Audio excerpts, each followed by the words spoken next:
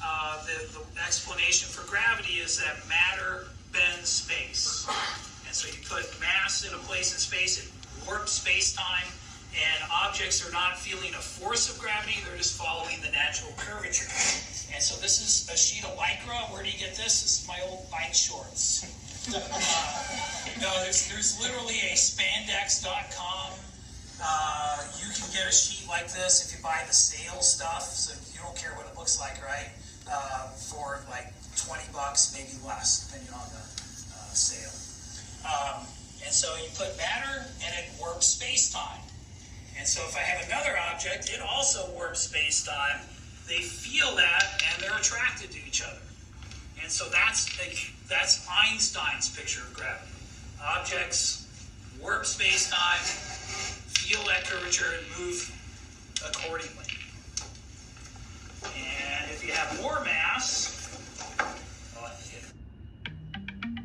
for more than a century, the products we design have been constrained by the capabilities of processes, such as machining. You're right there. If you have more mass, it's going to bend space-time more. And so if you have objects there, they're going to respond to that, right? And so you put something there, now it's attracted. Now, in reality, that big mass would feel the warping of space-time by the marble too, right? It would move a little bit, but we usually ignore that. You know, the Earth makes the sun move a little bit, but it's so small you can ignore it. The moon makes the Earth kind of wobble around a point 3/4 of the way from the center of the Earth. We usually don't account for that when we're looking at satellite motion. Well, instead of just letting go of one, what if I give it a sideways push? Now it orbits. Now it's losing energy, which wouldn't happen in the solar system, right? Not noticeably. There's some perturbations from other planets and things, but this one does lose energy and spirals in. If I don't push it as hard, it will do an ellipse for a while anyway. And some more here. So one of the things I thought I could do with this is when you study the solar system,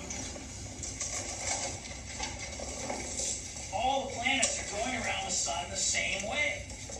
Why is that? Did God decide that he only liked clockwise, or depends on whether he's above or below the solar system, right? Why is everything going in the same direction? Well, the answer is it wasn't. Different directions. But there was a preferred direction. The disk it formed from had a slight preference one way versus another, and things going the opposite way got eliminated, and when it's all said and done, everything's going the same way. That works 90% of the time.